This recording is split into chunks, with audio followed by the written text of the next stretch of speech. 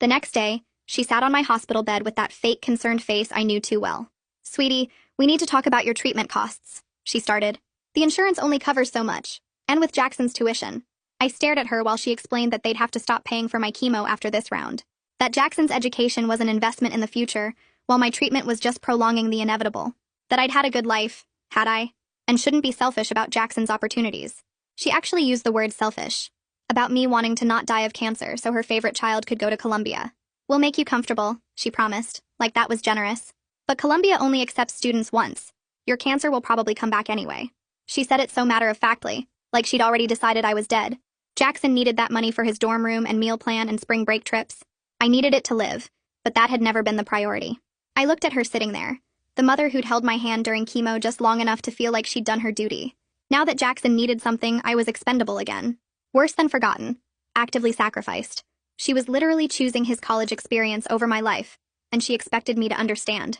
But I wasn't going down without a fight. I grabbed my phone the second Mom left, hands shaking so bad I could barely unlock the screen. The chemo pump beeped next to my bed while I typed "medical emancipation minor" into the search bar and started reading everything I could find.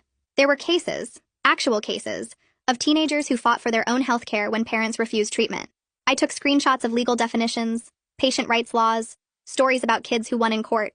My eyes burned from staring at the bright screen in the dark room, but I kept going, saving article after article about minors seeking medical decision-making authority. The fourth pulled at my arm when I shifted positions, but I didn't care. Every page I read gave me a little more hope that maybe I didn't have to just accept dying, because my parents decided Jackson's dorm room mattered more than my life. By the time the sun started coming up through the hospital window, I had 24 screenshots and a basic understanding of what medical neglect meant in legal terms. My phone battery was at 6%, and my eyes felt like sandpaper, but I finally had something that looked like a plan.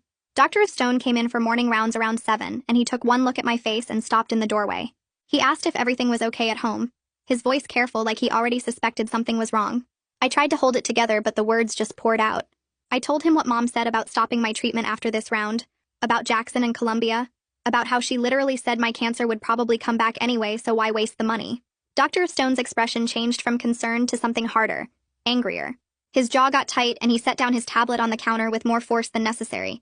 He asked me to repeat exactly what she said, and I did, watching him get progressively more upset with every word. When I finished, he pulled out his phone and started typing fast, his whole body tense.